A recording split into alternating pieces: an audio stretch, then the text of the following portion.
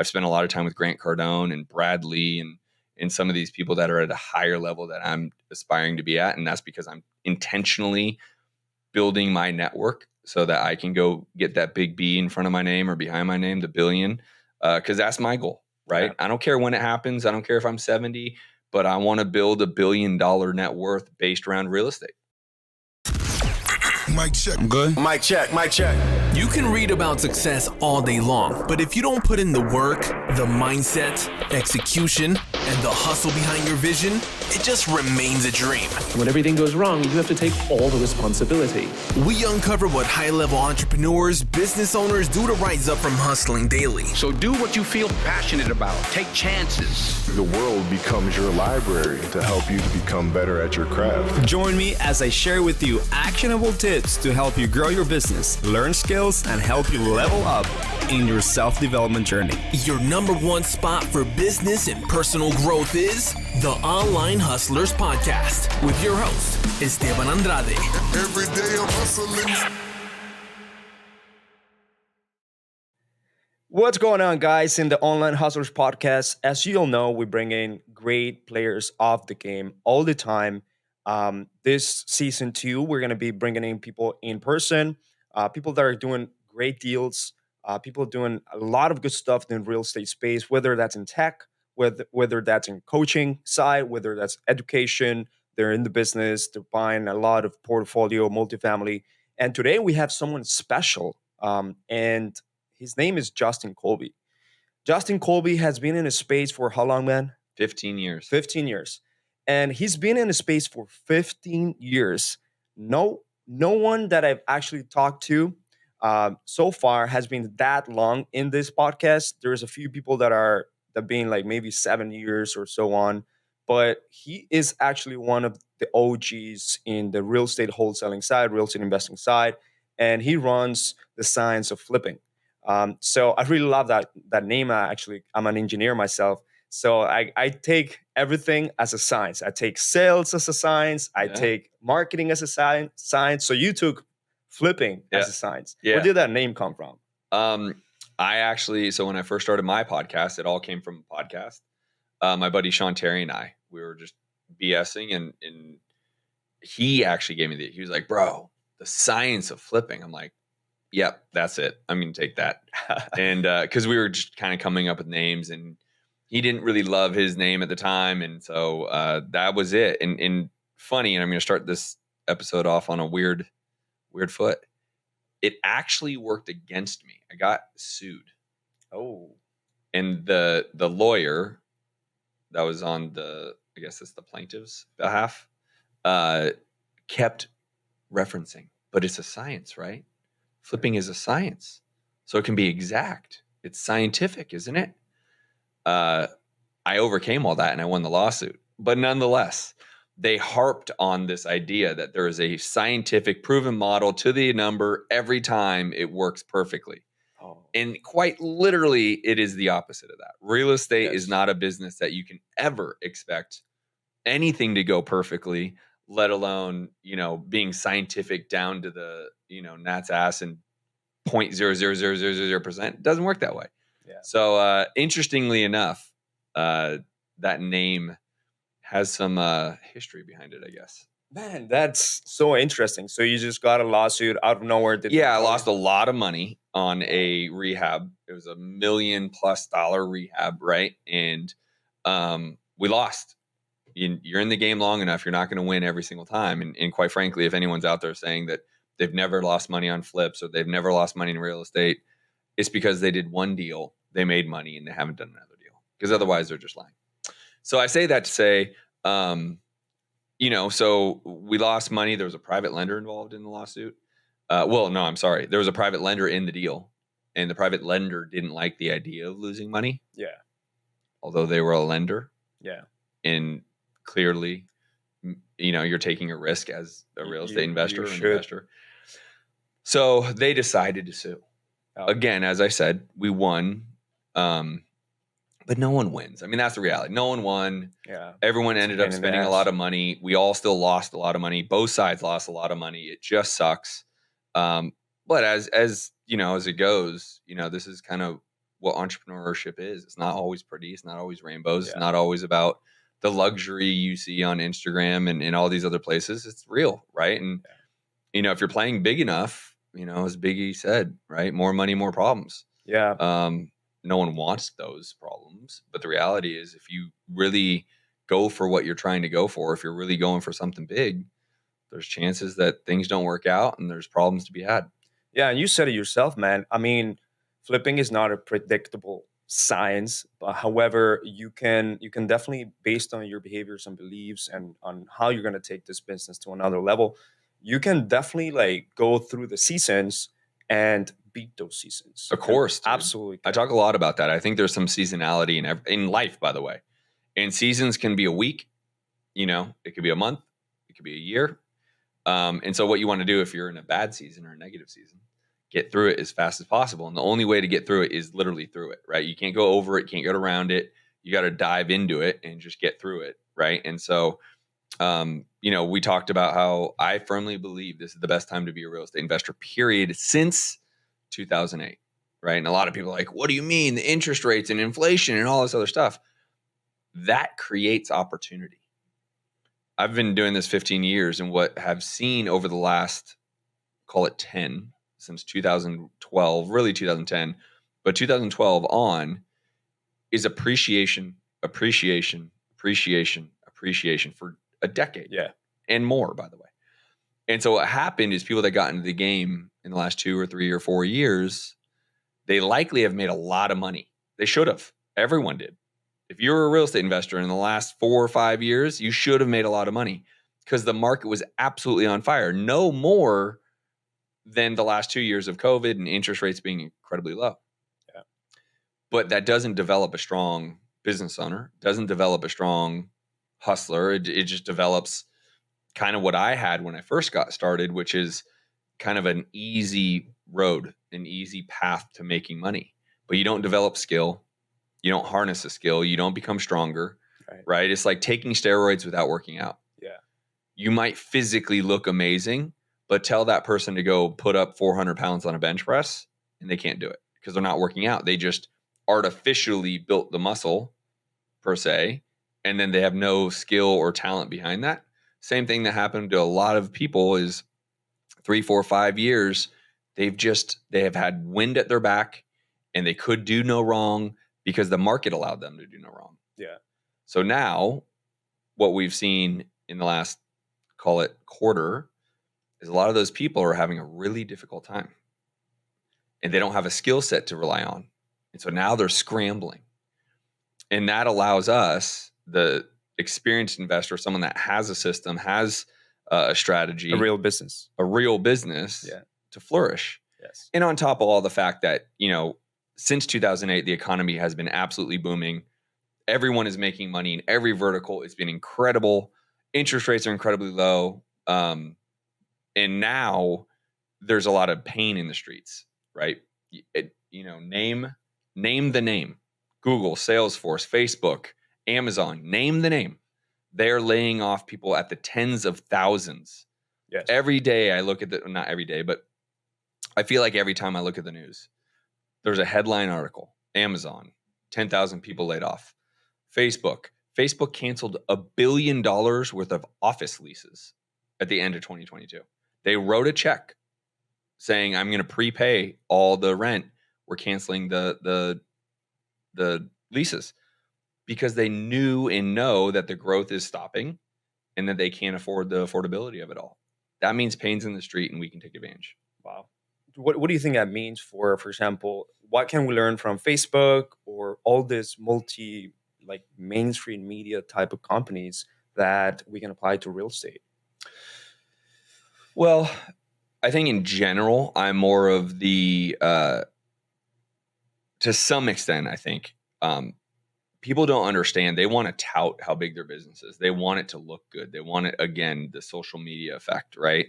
Oh man, I got 20 people in the office. They're all banging the phones or doing these things, blah, blah, blah. But then no one's really looking at that person's P&L because there's operational costs, there's salaries, there's commissions taking off the top of those commissions, off the spreads. So all those things go into actually a bottom line P&L. Yeah. So what I encourage people to do is become a better CEO of their business and not just the hustler that wants to look cool. Because if you actually know how to run a business, for example, as soon as COVID hit, I ended all office leases. I had an office in Phoenix, Nashville, and in one here about to start in Miami. Canceled them. Damn. And I canceled them because I said, okay, I don't know what's going to happen with COVID. I want to reduce as much cost as possible in my business. And it was blessing because my business can run totally virtual. Everyone's real estate business can run virtual. They just don't know the process or the system behind it to allow it to happen. So they feel like they have to have an office. They can only do deals in their own backyard. And that's just not the case. A real estate investor, look at hedge funds, for example. They don't have offices in every single city they're buying homes. Look at the iBuyers. Look at all these. They don't have offices everywhere. They have a hub, right? And we have a hub.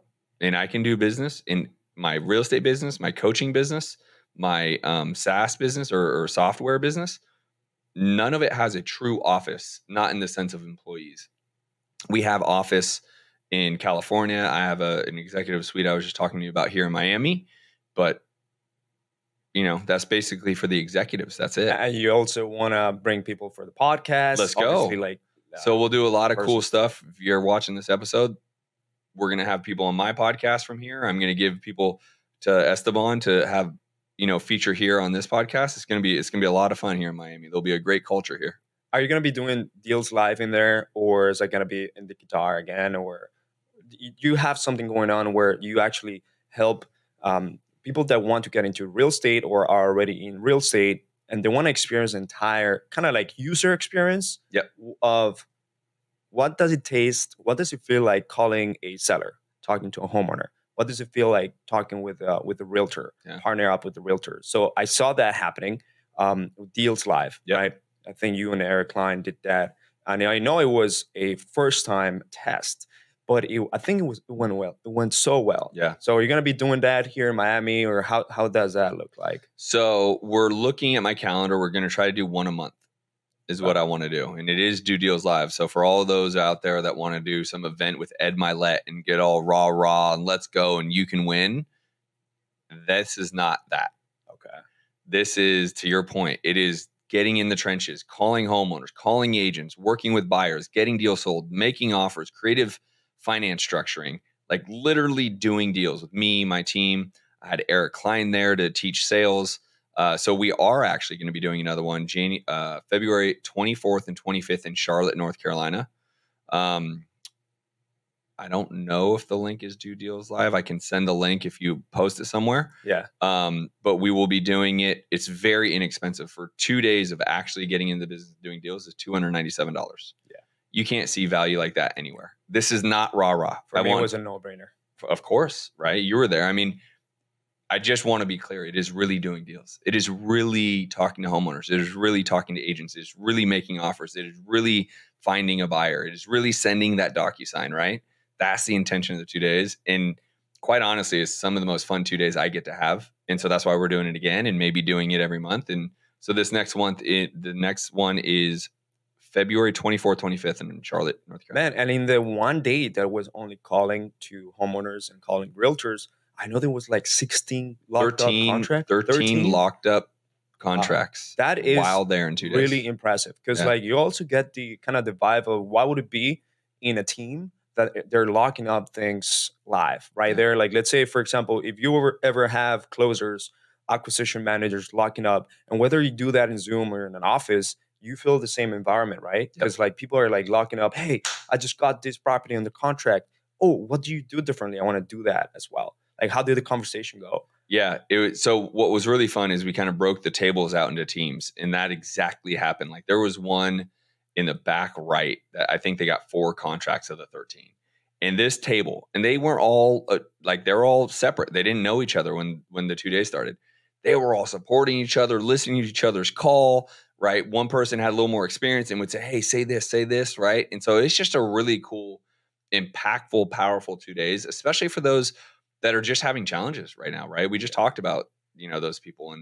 And if you want to know what we know and why we're having the level of success in a hard, difficult time, is because I've been around long enough. I have a structure. I have a way to negotiate. I've done hundreds of creative finance deals, right? I mean, that's the reality. And so I would encourage anyone to be there, right? It is a no-brainer for $297 to spend 2 days with me, my team, actively doing deals.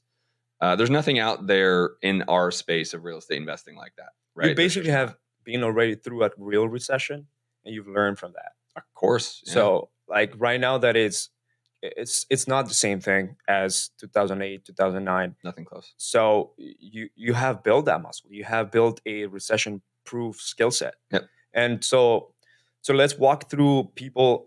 So if someone comes into Science of Flipping, would there be someone that they're kind of starting out, or they already have started but they just can't grow? Yeah, there's two levels that I coach, right? So there are the newbies. Yep. And they're learning a lot more of the fundamentals and how to structure an offer. I mean, something as simple as like, what's the difference between a purchase contract and an assignment, right? So they're learning some of that fundamental basics. They're learning how to find the deal. They're learning how to negotiate. Then I have like an upper echelon elite group.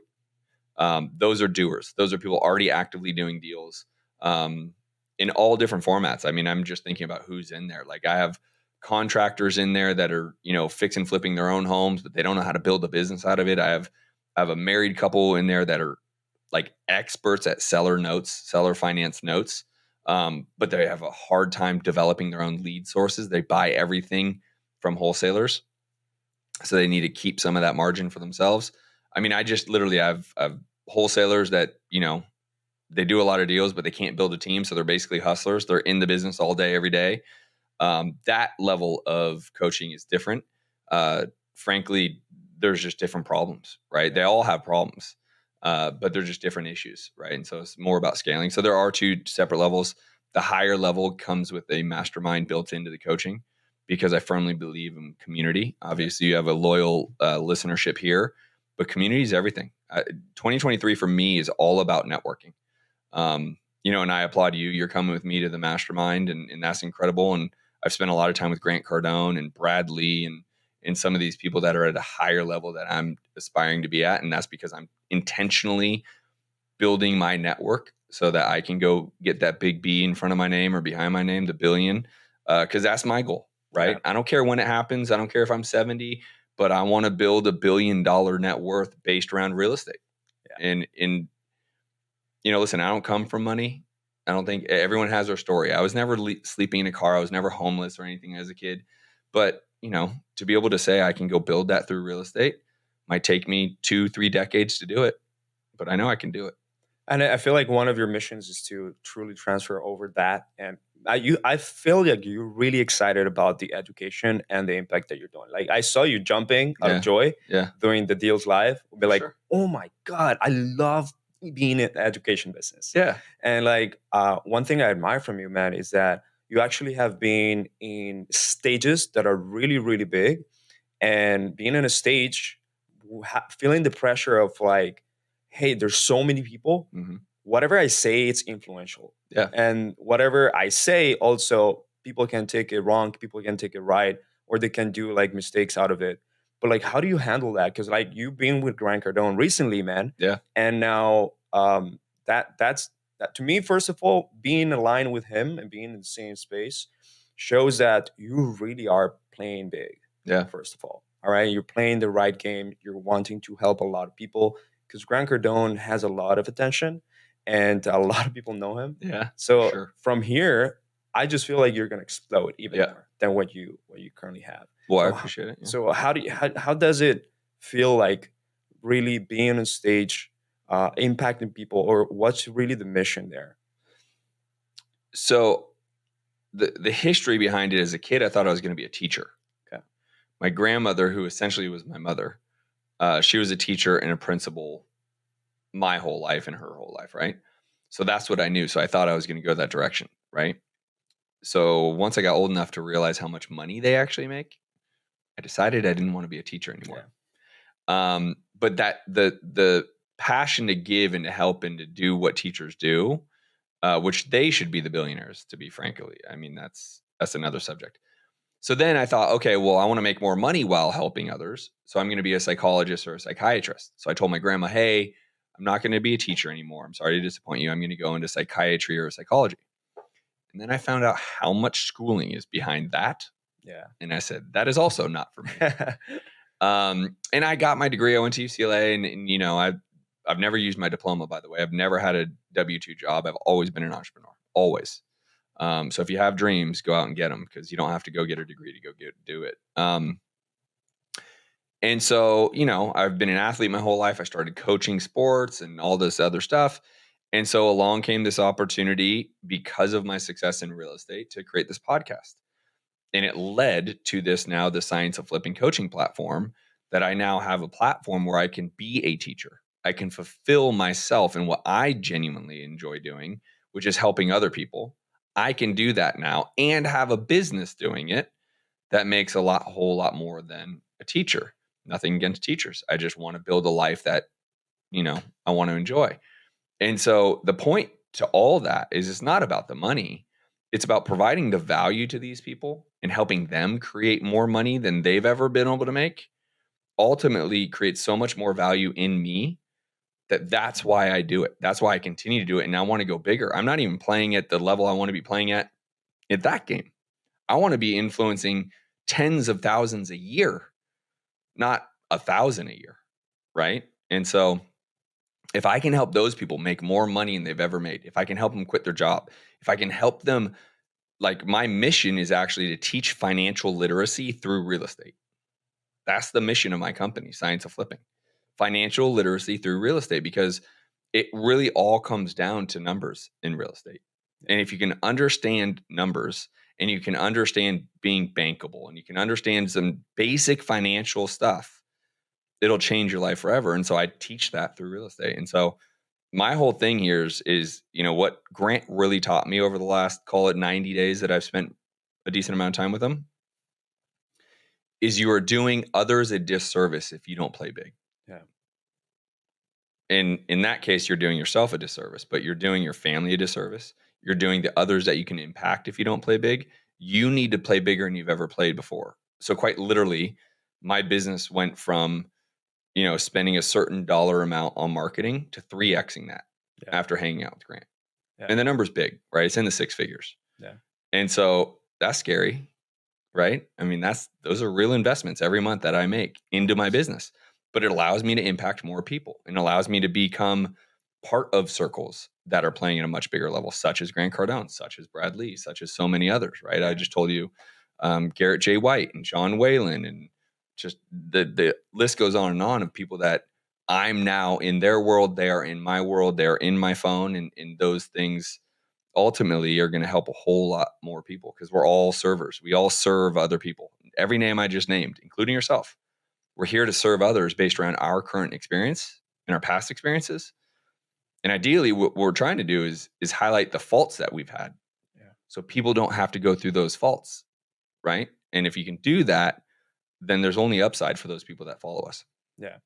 Man, I actually like what you said, because first we're going to go and cover why right now investing in real estate, buying real estate in 2023, it's a great idea, and how, basically like the roadmap of what a real estate business should look like. Yeah. But what you said is huge, because if you think about it, what do the biggest companies in the world do? They give people access to what they need and to solve a problem, right? Whether that's communication, whether that's like getting something, and almost the access is always either for free or very, very low barrier of entry. And if they want to go and get other type of like premium benefits, then obviously like they have a huge charge for it, or they have like a decent charge. But I feel like Science of Flipping itself could be literally a platform on some. You're in tech right now, and some sort of tech where people can just freely go and have their education of real estate, at least the basic level, where they understand, hey, this is the thing that I really want to do for my life and my career. I want to take it all in. And then if they want more education, then probably they'll go through the premium type of features or type of benefits. But like you have tech right now, and a lot of tech companies, what they have at the very beginning to help a lot of people is a freemium type of access, or like all level access. Think about, for example, Spotify, right? So we have it. It's called Insider the Science Flipping Insider. So if you go to thescienceflipping.com/insider, you have all my, not 100% of my training, but 90% of it, my documents, my tools, For my free. Thescienceflipping.com/insider. It's totally free. I mean, the reason why I do a podcast is to give away the goods for free, right? The science of flipping. The reason why I have a YouTube channel, justincolby.tv, is to give away this stuff for absolutely free. Because the more I can make an impact on people on a wide reach, the more I know, A, they'll make more money, but B, my life will be fulfilled. Because the more value I provide, I promise the more income I make. Yeah. And it's not because I'm doing anything different. It's just I'm providing more value to others. Yeah. So we do have that, right? Yeah. For example, us, we place virtual assistants. Now we call them collaborators, by the way. Nice. So you know I like that name. Collaborators. Little IP there. Yeah, there you go. And so these guys are in another country, let's say Venezuela, Colombia, Brazil, whatever. And they're looking for a job here in the US. And with the remote work, remote access, they can't get a job if we cannot get a client and fulfill their client because they have applied through us, but they can't really get a job because we don't have the bandwidth. Yeah. But with the access of helping more people in that mindset of being able to help more and give people more access, if we have a platform where people can go and find these collaborators and they're ready for real estate, they can literally pick and choose and they can have their own screening and their interview process for the real estate space. A lot of those applicants that come to us every single month, which is thousands, they're going to be able to get a job. Yeah. Like it's not only the 30 or the 40 that we currently serve. Right. It's going to be now hundreds, yeah, or thousands. And think about the impact you're making on those people. Exactly. Not just your client, the people you're hiring and the opportunity you're giving them that can't find a job, that can't get paid the way that they can get paid here, or even a fraction of it, right? And so you're providing a massive value on two sides of that coin. The people that you're employing to serve your client and the client that you're giving service to. And that's brilliant. And the more you do that, and the bigger you go, instead of 40 employees, get to 400 and then 4,000, because that just means you're serving them by giving them an opportunity to make really good money in a really good company with a really good leader yourself. And you're serving the clients that need that service, right? I mean, how many people are in our space that need the service that you provide? Thousands, tens of thousands, right? I mean, in order to be like a true CEO, a true business owner, there's absolutely no way that you can do it without teams, without people.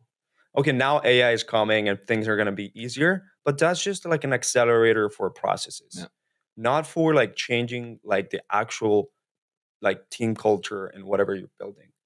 So yeah, well, the difference, the way I define that is there is a massive difference between a business owner and being a hustler. Yes.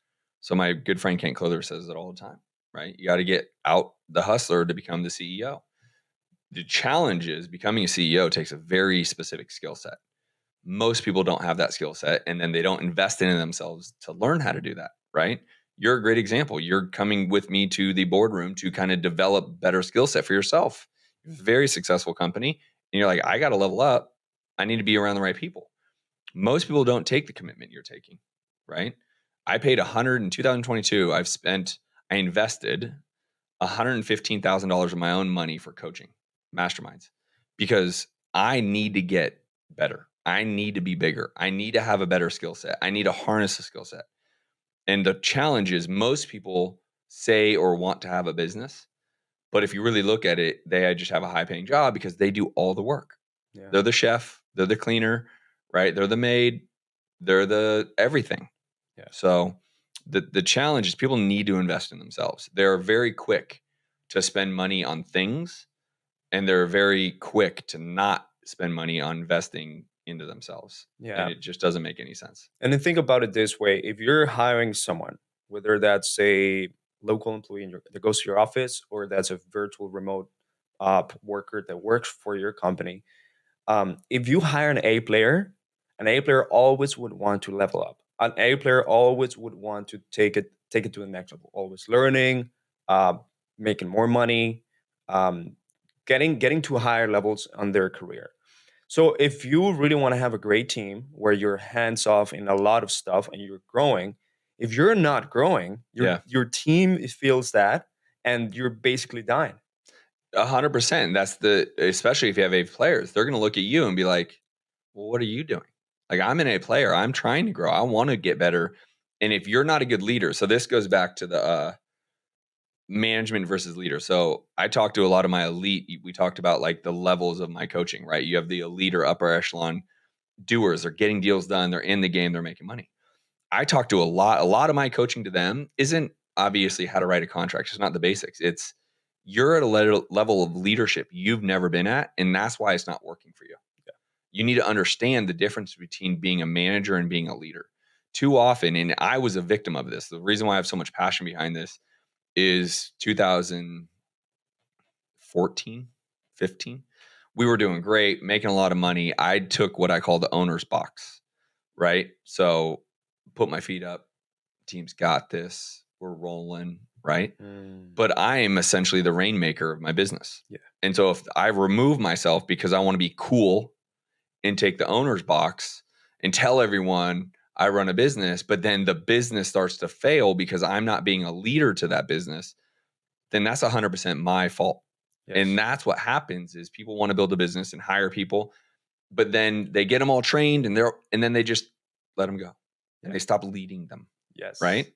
And it's a disease in our space, specifically in real estate. It's really a disease. Like, and then they think they're leading them because they have a weekly meeting about KPIs. That is management. That is not leadership. There's a vast difference between management and leadership. And people don't get that. And they're willing to just say that they're leaders because they have a weekly meeting about KPIs. It's nonsense. And so what I'm telling you is echoing what you're saying.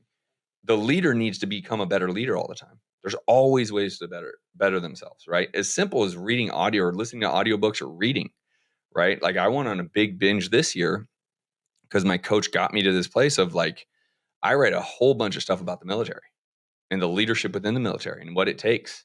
And by read, I mean listen to on audiobook. Yeah. And so because I firmly believe that is the case. Yeah. Is the lack of leadership is a disease in our space. And it's because people don't have that muscle, right? People aren't born leaders. I know you hear that. You're a born leader. Yeah. No, you're not. You can be charismatic. You can be born charismatic. People can be drawn to you charismatically, but that doesn't mean you know how to lead. Yeah. There is a vast difference in that. You're making me feel so good that I'm not feeling so bad about that. I learned the same thing this year. Actually, it was last year, 2022. I had the biggest breakthrough of it, like, okay, I'm doing the 4-hour work week. The 4-hour work week is what I want. Yeah. The book tells me to only work 4 hours. Yeah. But how'd that go for you? Oh man, terrible. Yeah. We were at our peak and I started doing the 4-hour work week. Yeah. And then 3 months down the line, I just started going the decline. I'm of course. Because you weren't in the game anymore. Yes. Right. That's the problem. Right. And that's okay. You went through that because you have to. So what I always tell any entrepreneur is you need to go through these things. You need to go through these learning curves. You need to go through these hiccups. Hopefully you can have someone around you that can say, don't do that. You have a coach. You have someone that can say, that is a mistake. Hopefully that's the case. And at the time you didn't, that's fine.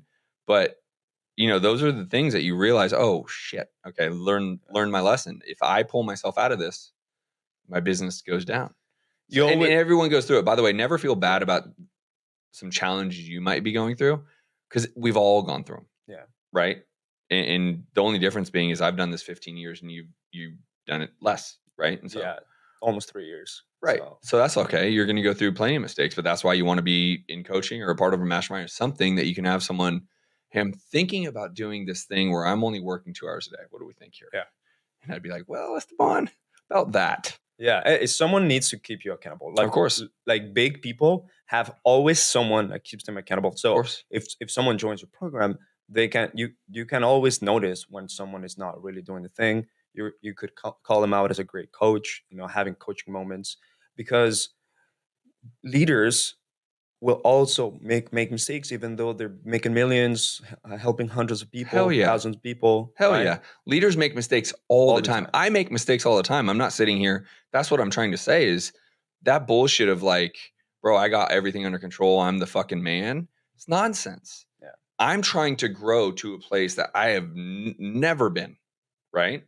So for me to lead my tribe to that place, I'm making mistakes along the way. And the reason why I do so well at coaching and people love my coaching is because everything I'm learning by eating these shit sandwiches and making that mistake, I then can go to Esteban and say, hey, dude, well, I just ate this huge shit sandwich. Don't do that, right? Because then I can impress upon them what not to do. That's really the power of coaching, is not always just what to do, but even more importantly, what not to do, so you don't have to go make that mistake, right? So you can ultimately keep more money that you make, because that's what the mistakes happen. The mistakes happen, and there's financial consequences to those mistakes, right? Whether you lose a lot of money, the marketing didn't work out, whatever. So the key to all that is like, dude, there's nobody, name the name. Everyone is currently always making mistakes. Some may be bigger, some may be smaller. And I would rather smaller mistakes along the way than big, massive ones. But again, Grant himself, right? I spent 2 days with him, and he just poured into me and a small group of entrepreneurs about his mistakes, right? And he's swinging the bat big, and he's made some mistakes along that line. And so I would just encourage everyone, don't get discouraged if you're making mistakes. Like, the only way you lose is if you quit. And you can never beat someone who always gets up. You can never beat someone who always gets up. So for anyone out there listening to this, and you're an entrepreneur, you're in real estate, whatever, get in the game and stay in the game, because you will never lose if you do that. You will always be able to win as long as you're taking action. And I'll kind of leave it this. There's 5 pillars I firmly believe in for all entrepreneurs. First of all, decide what the fuck you want. Decide, right? I'm not asking you figure out why you're doing it. I'm saying decide what you want, and then have your commitment level support that. So the decision of what you want has to be so big that when you make the mistakes that we're talking about, you keep going anyways. That's how big that decision of what you want is. It's not, I'm doing it for my kids. Everyone's doing it for the kids. Everybody, trust me, every parent is doing this for the kids. So decide what you want and then align your commitment, because you're going to make a lot of mistakes and it's going to happen. You're going to do it. I'm going to do it. So you keep getting back up because your commitment sticks to the decision you made. The next, take massive action. Massive action is going to cause mistakes, but you must take action. Don't get ready to make sure you're ready before you get ready when you're getting ready. Like, just go. Done is better than perfect. 3, be totally prepared to be uncomfortable all the time. Esteban's growth to get to 400 employees is going to push you way further than where you're currently at by 10x minimum, right? Yes. So be prepared to be totally uncomfortable, maybe a couple restless nights, those type of things. Be okay with it. That is the status quo for entrepreneurs. And lastly, and what I would probably say most importantly, quit and stop the bullshit time expectation you give yourself. Esteban doesn't need to have 400 employees by the end of 2023, right? And because if you fall short of that and you have 200 and you're all disappointed and miserable and blah, blah, blah, yeah, but you have 200 employees, right? In my world as a coach, people come to coaching, I want a deal in 30 days. What the fuck does 30 days mean to you? Like, why don't we just go get your first deal? Let's go do that, right? Because then you have a skill set that you can replicate forever, right? And so the time expectation kills people's dreams, kills people's commitment to what they decided to do, because they fail under the time constraint they gave themselves that no one else gave themselves. And then that kills their dream to stay committed to the decision. So those are the big 5. Yeah, people come with wrong expectations about business or marketing or even what it actually takes to be successful all the time. I love those 5 pillars. I want to call those 5 pillars the 5 pillars to turn a shitty sandwich into an authentic Cuban sandwich made by your authentic wife. That's right. My Cuban wife with the Cuban sandwich. Absolutely. 100%. That's awesome. All right. So why is it a good day? Why is it a good year to actually be in real estate? 2023, everyone's talking about it. Like, why should people buy and get into real estate? This is the next best thing since 2008. The economy is not going to crumble. We're not going to have the catastrophe we did in the real estate market and economically we did in 2008. We won't. But up until this point, this is the next best time, meaning we just mentioned Amazon, Salesforce, Facebook, layoffs are happening.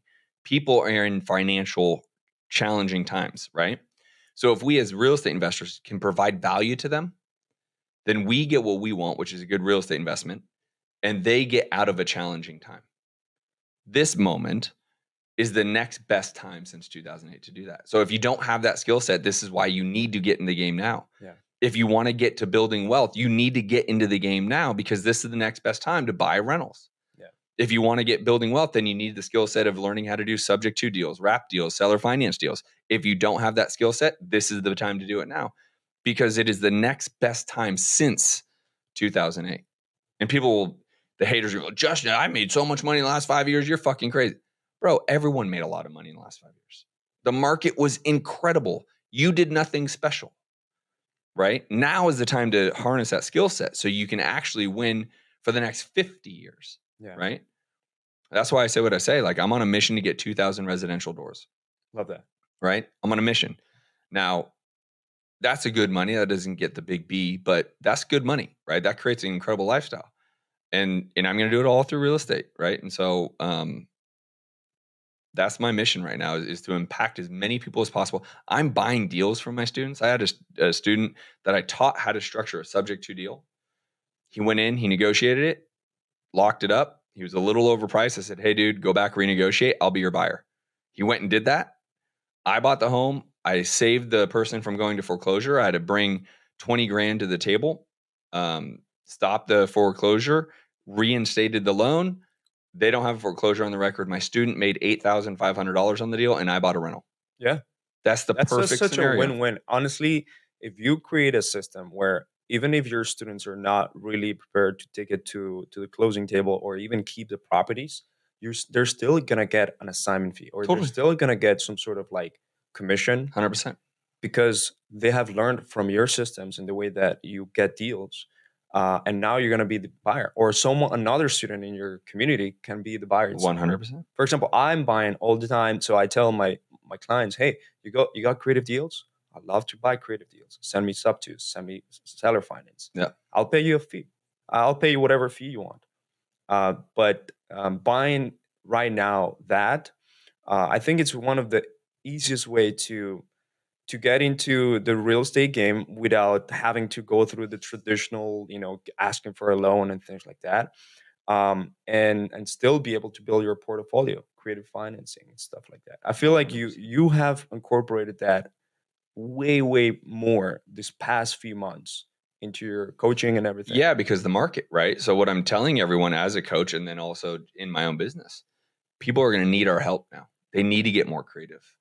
Right? They're going to either have been out of a job in the example I just gave you. I also just bought Monday, Friday we closed a duplex in Cleveland, Ohio, 100% seller financing. Because there's either people that don't need and want a certain price that might fit a good creative financial deal. And then there's people in need that we can come in and help them, and it creates good creative financing. So I'm more like my coaching program went from 2 calls a week to 4 calls a week. Yeah. Because we added 2 more calls specifically to creative financing each and every week. That's how imperative it is right now. And by the way, it's a skill set that in great markets, it's a great skill set to have, right? And so I'd say it's really imperative people understand that part, because you or me or there's plenty of other people that as long as the deal works, we'll buy it from you. We are the buyer. That's huge. Now, you've mentioned different locations now, and you mentioned Ohio, you mentioned like different areas in the US when buying a creative financing deal as a buyer.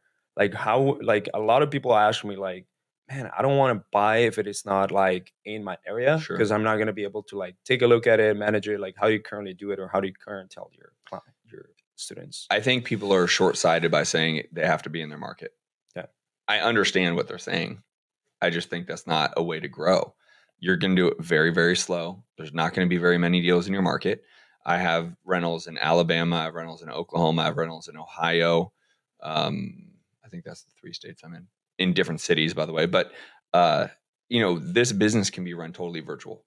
Rentals can, flips can, so can wholesales, right? And so if it's good enough for the hedge funds, if it's good enough for the iBuyers, it's damn sure good enough for me, right? And I would include anyone on there. Buy a rental because it's good math. A rental is pure math. You don't need to see it. The challenge is people think that they're all contractors, that they know what they're even looking at. Well, you know, if there's a hole in the wall, cool. But do you understand what's behind the wall? Do you understand the electrical? Do you understand the plumbing? Do you understand exactly if the roof for sure needs to be replaced, or maybe it has another 8 years? Do you know that stuff, or are you guessing? Well, the reality is you don't need to see it. Have the professionals go see it. And I don't have to be there to do that. So it's just short-sighted. They don't know what they don't know, and that's why coaching's so imperative, right? Yeah. Is those same people could probably, instead of buying one rental this year, they could probably buy 5. Yeah. If they just understood a little bit more and realized there's a process, you don't have to go see the home. So as an example, just for rental, not flips, but as a rental, someone sends you a deal in Ohio, and it looks juicy, it looks great, but you're scared of like the property management and like not being able to like take care of it from here, and then maybe you have to fly. Like, what are those steps? I mean, so you're using a word I just don't subscribe to, being scared. Mm-hmm. Like, okay, is there potential for things to go wrong in those scenarios? Sure. But if I want to get to 2,000 doors, I got to find a way to make those things work. I got to create a system around it, right? I need, literally on the way here, I was talking to my manager, Anthony. You know Anthony. I was like, hey, dude, we need to find a good property manager out in Cleveland. We don't have one. I'll make a couple calls. Let's get some referrals. It all goes back to network. So I just bought this property in Dayton, Ohio. Made a couple calls, put a post on my Facebook group. People are like, here's this. Found a great girl. She's amazing. She's not only a property manager, but she has like kind of an in-house, she has several referrals for contractors. Like it's just been an awesome relationship. But it's because I put it out there and my network gave it back to me. And so I would just say rely on your network, because it's amazing what's out there. Because at the end of the day, it's a limiting beliefs. And for example, there's also limiting beliefs, or there is beliefs and behaviors that you got to do, from going on doing only one deal a month or every other month to 2 or 3 deals every single month, and then doing 5 deals, and then doing 10 deals. Yeah. So can we go through that roadmap? What do people need to understand? What kind of skill sets and behaviors they need to have on trying to be more consistent on their deal making when they're starting a real estate business? Yeah. So growth comes down to marketing. The challenge I see all the time is people want to do more deals. And I say, okay, how much marketing are you doing? This is the exact lesson I learned from Grant Cardone, right? He said, Justin, where are you at? Where do you want to be? I'm like, here's where I'm at. Here's where I want to be. He's like, all right, so how much have you increased your marketing in the last 90 days? I'm like, I haven't. He's like, this is exactly what he just looked at me. I said, I hear you. And I heard him. What he's saying is, how do you expect to increase your deals or sales or revenue without increasing lead flow? Yeah. You can't sell anyone if no one's there to be sold, right? So he's like, bro, you are playing way too small. Yeah. And so what I would tell anyone is, if you want to grow, then you need to bring in more leads. Cold call, direct mail, pay-per-click advertising, networking, agent reach out, doesn't matter. Bring in more. And then become a better salesperson. So you mentioned Eric Klein, great friend of mine. We're putting some business together to teach people how to be better salespeople in the real estate space. Because if you can understand the sales and have a process for that, then you just need all the leads you can have, right? I firmly believe we're in an opportunity business. And in some circles, opportunity businesses there's a negative connotation, right? MLM, whatever. Yeah. No. I'm saying bring in as many opportunities as possible in real estate, and then diversify how you exit them. Because the person who has the most opportunities in the real estate game will have the most deals done. The person that has the most deals done mostly will make the most money, right? Yeah. So it's the opportunities. Bring in as many opportunities as you can, right? If you don't have a marketing budget, who cares? Go to Privy, right? It's $97 a month. Go do agent reach out in general. Go to for sale by owner on Zillow. Go do door knocking. Go wholesale some deals with some people that have a marketing budget like myself. Bring me a buyer. I'll give you a rev share. Like, there's a lot of those opportunities, but you talked about limiting belief. It's because you don't know any better. Yeah. You only know what's in your own 4 walls. You don't know what's outside of them. This is, again, you need a coach. You need someone that's been there, that has gone through that kind of stuff and can show you the world that you're missing because your own negative belief system or limited belief system. Yeah. So for the audience that is listening right now, and they want to come here and potentially take a look at what you have to offer, how would you run them or what type of skill sets, what type of marketing do they have to do? Let's chunk it down. So 1 to 3 deals a month. Mhm. What type of marketing skill sets, and what initiatives do they have to do in order to get to 1 to 3 deals a month? Privy and or agent reach out. Get deals that are already deals. Everyone's looking for a motivated seller. A motivated seller is listing their property on the MLS. It's your job to be a good sales negotiator to get it at a good price. Yeah. There's your motivated seller. Privy is $97 a month. You can just do general agent reach out in your area. The other way is, leverage co-wholesaling opportunities, right? If you have a wholesaler that is getting direct deals, I have, probably 5 to 10 deals a month I get because people know I have a great buyers list, right? I make massive investment into investor lift, which a lot of people can't do each and every year. Yep. So they know I can sell a deal in Alaska. I can sell it in Ohio. I can sell it anywhere. So they bring me the deal because they don't have that buyer yet, right? Be that person for those people, right? And agents are a great resource for buyers, by the way. Yeah. But you don't need to go spend a whole lot of money. And then, if you do have a couple dollars for marketing, you can use things like launch control. You can send out text messages, buy a list and send out text messages, but you don't need to, right? I think the path of least resistance is for sale by owner, Zillow, etc., bringing a buyer to a current wholesaler in Privy. And you can get 1 to 3 deals every single month. Do people need to hire someone, or can they do it themselves during that? They have to do it themselves to start. I don't believe real estate is a game that you just hire someone out of the gate. We go back to the leadership and management, and like building a business sounds cool until you realize you actually work harder when you build a business than when you're an employee. Yeah. Sometimes I just wish I worked at Starbucks. Right? Like, holy hell, no brains, no headaches. Yeah. Right. So the reality is it's always you start yourself. But then you see your life and you're like, yeah, it sucks. I don't want to have that life. I want to have the nice things, the nice 100%. Vacations, like going to Turks and Caicos in a couple of days at a very expensive resort, all inclusive for my daughter, Sesame Streets everywhere, whatever. I like that life. I'm not going to get that life working at Starbucks. You don't want to give coffee cups with the wrong name on people. Right. People's wrong name all the time. And get yelled at all the time. Justine. Wait, do you know that that's also kind of like a marketing tactic? Starbucks actually not only makes them feel kind of familiar with the brand and kind of like get them to write the name so that they'll be like, oh my God, I belong to Starbucks because they know my name. However, they also put the name wrong sometimes so that people can put it in social media and talk about it, how people are actually doing the wrong name. Interesting. And that can be Starbucks is still in the media. Got it. Yeah, 100%. Interesting. Yeah. Yeah, so I've been studying like how do mainstream, like high marketing people like Starbucks, McDonald's, Bad Bunny, Shakira. Yeah.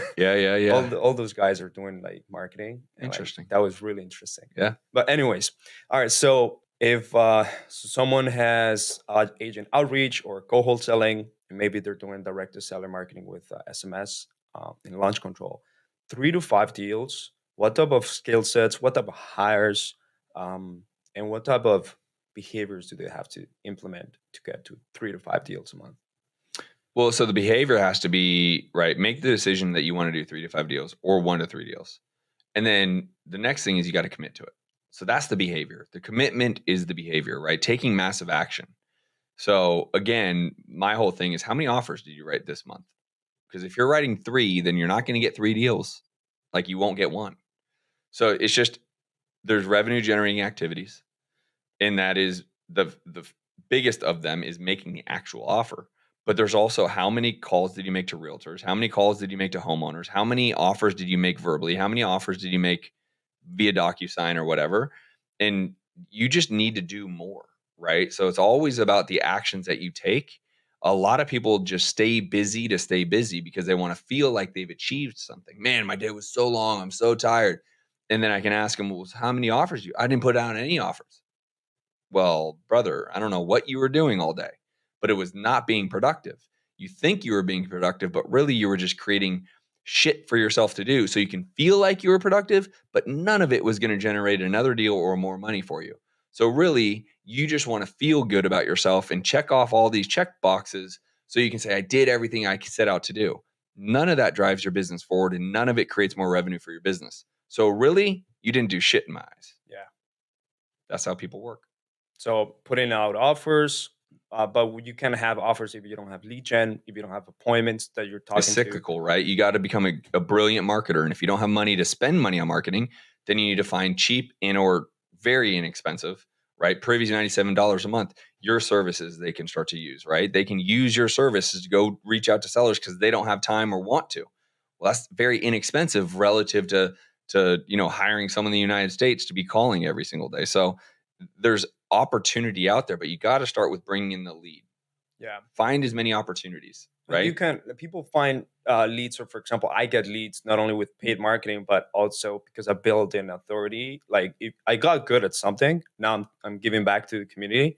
People are bringing in me leads. Like people are bringing in me deals that I could potentially look at. And that, like, you also work that way. Like you are now an authority in the market and people are bringing you free leads, literally. Because like you said, in Instagram, there's this seller finance person, seller's finance opportunity. So if you don't find a way to bring in leads, it's because you're not doing the right things. You're not really trying every single day hard, doing the 1 or 2, 3. That's because they're scared, right? They're not bringing in leads because they're going to say, well, what do I do with these leads? What happens if I bring in all these leads and then what? What do I do? They don't know, so they're scared. The best way to remove fear is by taking action. So by taking action, you're going to know what to do and what not to do, and that will remove your fear. The challenge is people want it, but they're not willing to do what it takes to get it, right? And so they don't bring in the leads. They don't call you, try to get your service because they're scared of what happens if Esteban's company really does what they say they're going to do, which he does. And then I have all these leads. Now what? Yeah. Again, buy a coach, hire a coach, figure this shit out, but don't be scared. Because there's nothing to be scared of. Someone has done it before. Someone can teach you what to do. You just need to make that decision. The thing is they don't take action because of fear. Fear is the overarching thing that stops everybody. And it's not fear necessarily of what to do next. It's actually fear of failure. That is the biggest thing that challenges everybody is because they say, okay, I'm going to hire Esteban. I'm going to get his system or his company to get me these leads.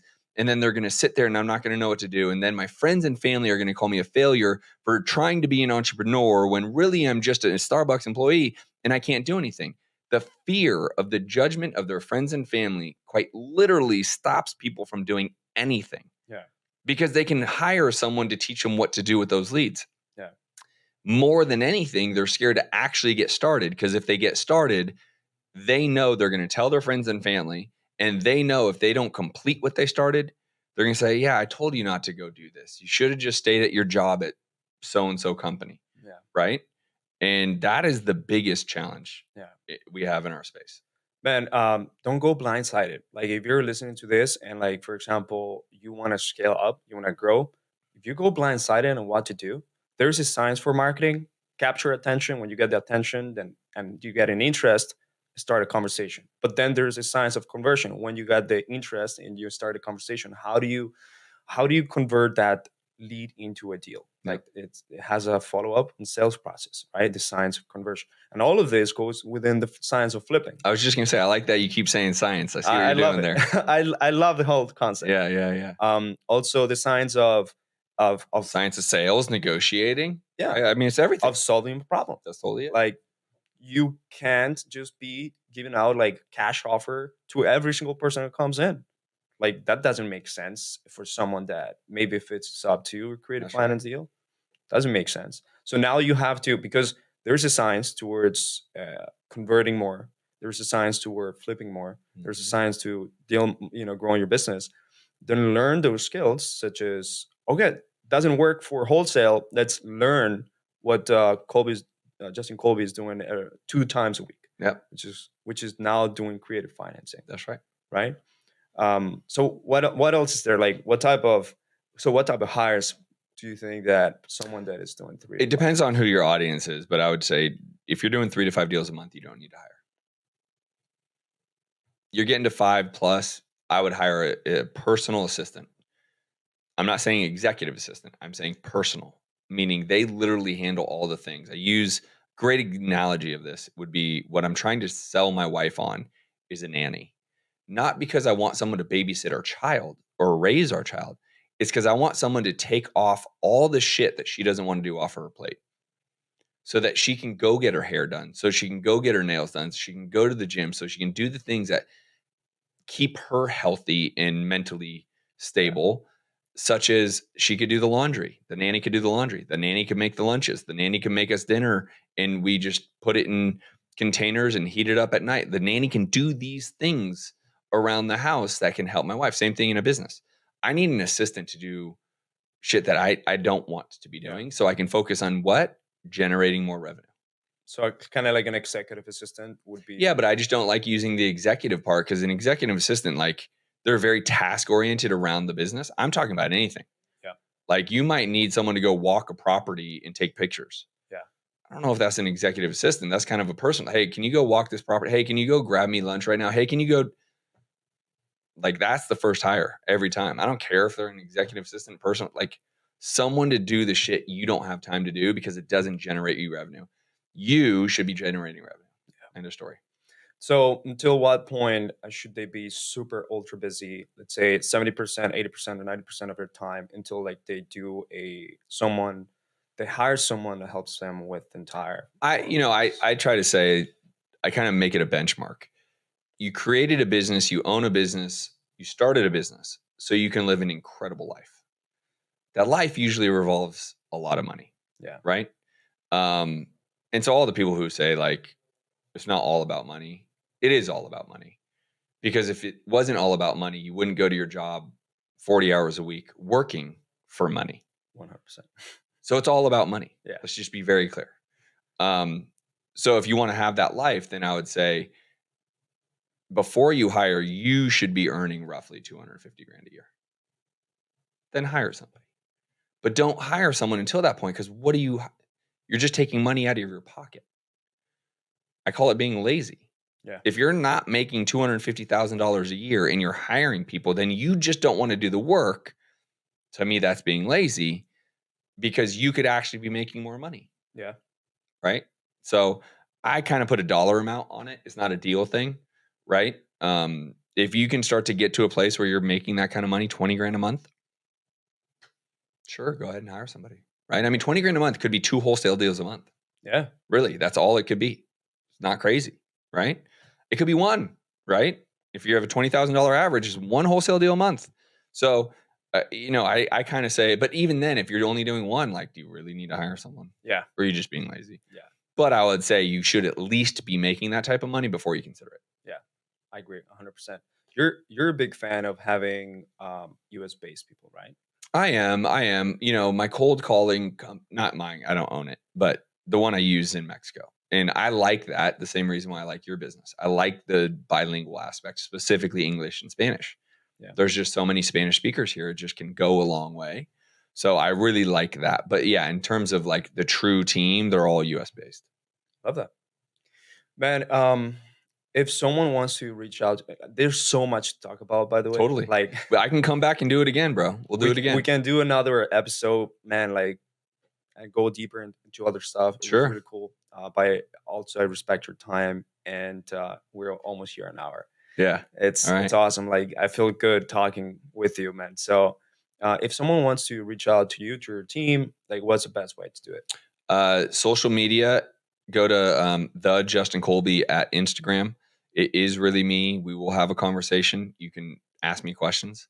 And then justincolby.tv, justincolby.tv. I give away for all the people that want free stuff, and justincolby.tv. It's all there. Subscribe there. And then Instagram's the Justin Colby. Are we going to be seeing more stuff from you in YouTube? How's that looking like? A lot more. Oh, man. I'm making a hard push. It's all about content. The bigger you go, the more you need to be able to deliver. Okay. When is your next episode? I'm launching a brand new podcast called Entrepreneur DNA, which it'll have to do with real estate, but it's really about entrepreneurship. So I have some big boy guests on that one. DNA, like science of flipping, like it all works. All these really like catchy names, cool names. I love it. I love that you think about the branding of your stuff. Of course. Appreciate it, bro. Just like this, man. But man, I appreciate you being here. let's have a second round, man. I think do that we can do it whether in your podcast or something like that, in Yeah. your studio or here at some point.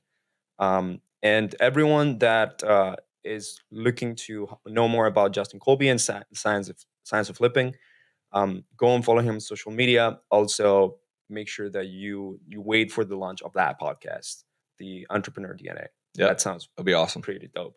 So thank you for everyone that is listening. Again, if you love this episode and you got some value out of it, leave us a review. Only takes about 60 seconds to actually do it. Go to Spotify or even better, Apple Podcast, if you're an Apple user, and give us a 5-star.